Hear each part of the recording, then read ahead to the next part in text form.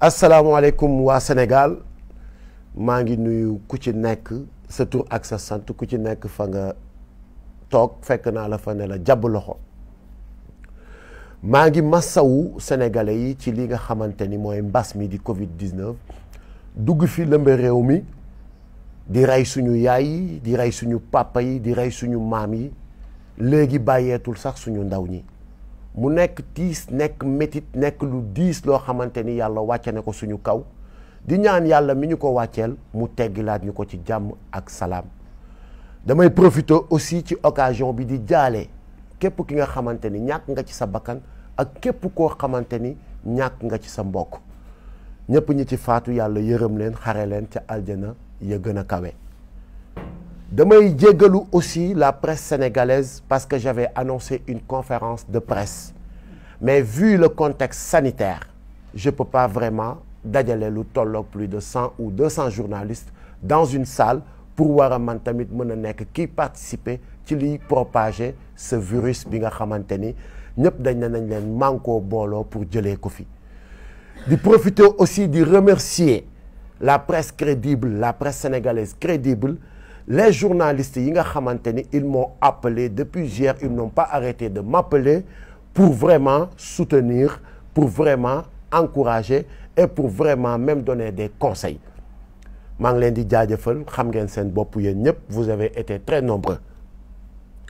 alhamdulillahi rabbil alamin damay sant yàlla bu baax a baax a baax ndax je ne suis ni surpris je ne suis aussi ni étonné je ne suis aussi ni vraiment surpris je suis dans l'espace public nekk un activiste confirmé nekk quelqu'un qui défend le droit humain nekk quelqu'un qui se bat pour des causes nobles nekk koo xamante ni ça fait 25 ans je lutte contre l'injustice nekk koo xamante ni lépp loo xamante ni wala ñëpp ñi nga xamante ni dañuy bëgg a faagaagal wala naxasal réew mi niñ bëgg mu doxee ma taxaw ne di la barrer la route quand je m'attendais à ce jour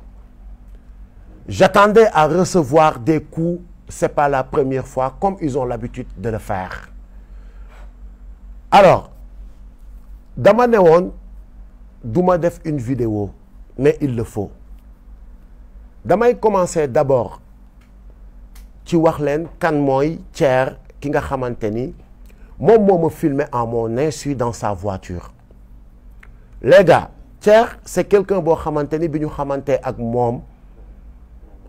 ça date de 20 ans ñu seq façon teraanga bu ne tenez-vous bien mu nekk koo xamante ni dëkk na Kër Thiat ak Kaolack pendant 2 ans mu nekk koo xamante ni dëkk na Kër Tantay Thiat ici à Thiaroye Azur pendant 1 an mu nekk koo xamante ni wax dëgg yàlla à mon insu il se permettait d'aller à Kaolack seeti gi sama yaay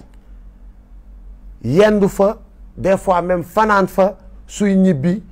jël xaalis sax jox ko ne ko yaay booy sama ñaan laa jël si woon yow yaay sama sëriñ sama gaañi kii mooy Thier pour ngeen xam li ñu seq ak moom wala fi ñu jaar ak moom kon ku mel noonu su fekkente ni am na intention def lu bon wax dëgg yàlla ay la yëwan man mënuma ko xam mënuma ci am ñaawu njort parce que 20 ans du 1 an 20 ans du 5 ans la nekk nag ca gannaaw Thier ba ñu war a mën a toog ci otom pour mu enregistrer ma loolu lu ñuy dugg la peut-être après ci poursuite dossier bi li tax ma ne damay def vidéo su fekkonte ni y avait pas transaction d'argent du ma ci yëy yàbbi mais da ngeen gis ci début vidéo bi mu am une transaction d'argent boobu li ko waral du lenn lu dul ñëpp xam nañ ma ci samay activité à part mon métier d'artiste damay bay damay jaay oto je suis dans l'élevage Thier moomu ñu seq mbirum jaay oto mu gis sama benn oto mu bëgg ko mais malheureusement tombé wuñu d'accord ci prix bi ba keroog mu gis sama benn oto Hyundai Veloster j'ai les papiers avec moi mu ne ma finalement jaay ma bii sama jabar laa koy jëndal ma ne ko amul benn problème bii mën naa la ki defal xewal ñu tombé d'accord ci 5 millions ah mu indil ma une avance de 2 millions bi ma indilee avance su 2 millions demaat tuuti 30 minutes woo ma ne ma dama fàtte suma kalpe sama carte ki la ne et je dois 500 000 à quelqu'un maa ngi wàññeekuwaat nga abal ma 500 000 bi ma ne ko d'accord mu ñëwaat ma jox ko 500 000 bi garder les 1 million 500 film boobu ngeen di gis ci début bi ma toogee ci oto bi ñu waxtaan plané entre copains mu yëkkati 3 millions jox ma ko pour le reliquat ne ma lii ñaata la ma ne ko 3 li nekk fële ñaata la ma ne ko 1,5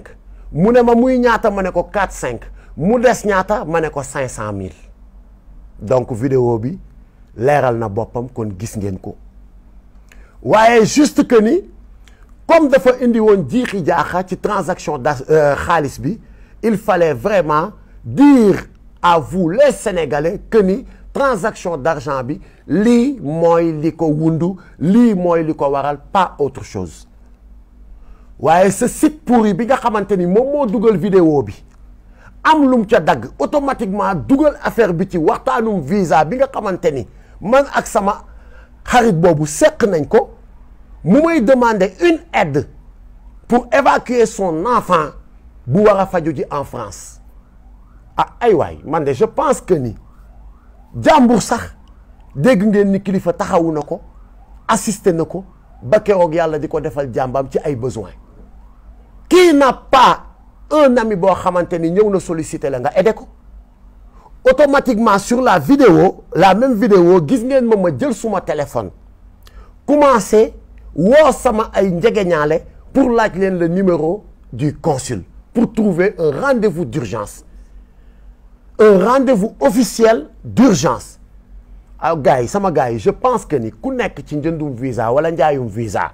tu vas pas appeler le consul et tu vas pas trouver un rendez-vous avec le consul boo demee ci consul bi lan nga koy wax consul jaay ma visa seetaan leen vidéo bi seetaan ngeen ko ay borom xel ngeen amul fenn foo xamante ni man ak Thier wax nañ ci ay jaay ma visa jëndal ma visa et je pense que ni c'est trop sale benn site bu pourri taxaw xëy xaw ma lan la ci jublu pour faagaagal ay citoyens Thier nag bi nga xamante ni moom expliquer naa leen fi ñu jaar ak li ñu seq loolu lu ñuy lijjanti la avec la justice. ca site boobu ma gis ñu bind escroquerie trafic de visa gis même un jugement gis même que ni man dama am sa ay plainte sama dos man de yéen sénégalais yi fi ma toog di wax ak yéen amul benn police boo xamante ni woo na ma wala benn gendarmerie ne ma kilifa da nga fi am une plainte tu dois venir répondre ba fi may wax ak yéen dégguma ko yëguma ko amul ndax sequma ak benn sénégalais lu muy xëyee war ma mun a porter plainte site boobu jugé ma te man dew ma tribunal taxawuma devant le juge ba juge bi génne ay verdict di ma taxé de escroquerie ak de trafic de visa ah loolu sama gars yi c'est un site qui est habitué à ces faits képp koo xamante ni da nga jóg pour taxaw empêcher à ces gens yi nga xamante ni dañ fi nekk di ñu diriger ci manque de respect ne leen du ci dal site boobu gis nañ ni jug na pour def yu bon pour def yu tilim pour discréditer pour xëpp suñu der yu lu bon waaye bii paa nag ah duñ ci génnee noonu du yombee noonu dinañu ma wax ce site va me dire quand est-ce que j'ai été un escroc et ce site va me dire aussi quand est-ce que j'ai trafiqué de visa s'agissant de visa li ma ci xam mooy sama groupe war a déposer pour une tournée ñu woo ma ne ma vous avez un dépôt demain à 11h ma jël suma passeport yóbbu ko ak les documents d'invitation fi festival bu ñu war a dem wala concert bu ñu war a dem présenter ko ñu juger may ñu visa ñu dem suñu tournée ñibbi si waat ci jàmm ak salaam damay wax nag vous les journalistes damay wax aussi la gendarmerie et la police allez faire des investigations ndax man kilifa Landing Mbessane Seck mës naa taxaw ci benn ambassade ànd fa ak doomu aadama budul caat mi ma seqal liggéey wala Gadiaga wala Zmasta suñu DJ wala suñu musiciens yi ñuy àndal taxaw naan damay demander visa wala damay ñaan visa. dem leen ngeen defi cette investigation parce que c'est très important. Il s'agit d'une accusation grave et les Sénégalais aussi ont besoin de savoir et de comprendre ñan ñoo nekk ci dëkk bi nekk ñoo xamante ni seen intention du lenn lu dul saltel ak tilimal deru des honnêtes citoyens. may ñaan aussi notre justice mu autosaisir sur cette affaire parce que warul yem rek tamit ci benn site xëy na bind woy après tilimal der dugg na fi génn fi ñu bàyyi noonu mu jàll mu autosaisiru. Je suis disponible, je ne bougerai pas de ce pays maa ngi fi tukki wu ma dew ma fenn et j'attends une convocation venant de la justice su fekkente ni lii ñu may tudd dama ci laale wala dafa am faites votre travail et pour le moment ñi nga xamante ni nag ñooy mes camarades de combat pour ne pas les gêner je mets en suspens mes activités dans le mouvement Y en a marre pour mettre leen à l'aise pour wan leen ni que ni cette affaire n'a rien à voir avec ay Y en a marre avec ay affaire de je sais pas quoi nu ma ko mën a expliquer. Maintenant lépp li nga xamante ni nag mooy lu war a jëm ci mbirum justice tamit duñ na yàkk ni yasar on a consulté nos avocats. On a parlé avec nos avocats ils vont ñu ngi ciy liggéey au moment où je vous parle et dinañ ci def li nga xamante ni moo war sama gars yi j'avais pas besoin d'être très long parce que cette affaire est simple ñi ma woo ñëpp li ma leen di wax mooy j'ai pas besoin de passer dans un autre chemin pour expliquer li nga xamante ni moo xew j'ai juste besoin de dire les choses telles qu'elles sont et mooy li nga xamante ni mooy li ma fi wax sama gars ñi l'heure est grave nañu bàyyiwaat suñu xel bu baax a baax ci li nga xamante ni mooy xew Sénégal ñu ngi jëm ci 2024 ñu ngi jëm aussi ci ay élections locales je pense que ni le débat le plus intéressant ou le sujet le plus intéressant c'est de communiquer essayer d'inciter les jeunes pour que ñu dem inscrire sur les listes électorales pour préparer une bonne relève pour des élections aussi transparentes li nga xamante ni tey jii mooy le sujet ñu ngi jëm ci 2024 dañ fiy aaye troisième mandat su fekkente ni nag looloo tax je n'accuse nag personne mais bu fekkente ni looloo tax ngeen bëgg a divertir les Sénégalais man Kilifeu gisuma luy tee ba duma taxaw farouchement combattre li nga xamante ni mooy un troisième mandat venant de quiconque ndax lu ñu mayul sunu maam Abdoulaye Wade duñu ko may keneen ku mu mën a doon fii ci réew mi su fekkente ni da ngeen bëgg a divertir les Sénégalais pour ñu bañ a wax ci sàccum suuf gi spoliation foncière bu metti bi ngeen nekkee c'est peine perdue dinaa ci wax ba suba ci ginnaaw ngoon su fekkente ni aussi da ngeen a bëgg a bâillonner ou tilimal ou yàq deru ñi nga xamante ni dañu taxawal pour leeralal Sénégalais yi seen yu bon yi ngeen nekk di def c'est peine perdue je suis prêt comme toujours vous pouvez tuer Kilifeu et je suis prêt pour y laisser mon nez mais vous aurez en face de vous plus de 5 millions de Kilifeu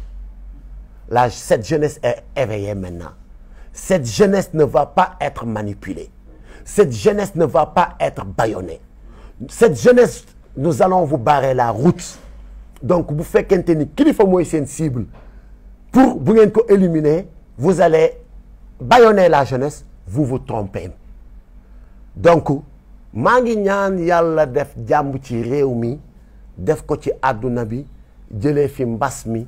musal ñu muccal ñu di jéggaluwaat sénégalais yi di remercier waat ñëpp ñi nga xamante ni de près ou de loin ils m'ont soutenu sur cette épreuve di encore remercier waat ñi nga xamante ni j'ai reçu votre message ci sama messenger ci sama Facebook ci sama Instagram ci sama jumtukaay yi may waxee yëpp maa ngi leen di remercier et merci encore pour votre soutien Kilifeu est là et il ne va jamais trahir le combat. Je vous fais confiance, faites-moi confiance. Jaa ngeen jëf, je vous remercie. Yàlla na jàmm yàgg Sénégal. One love les amis.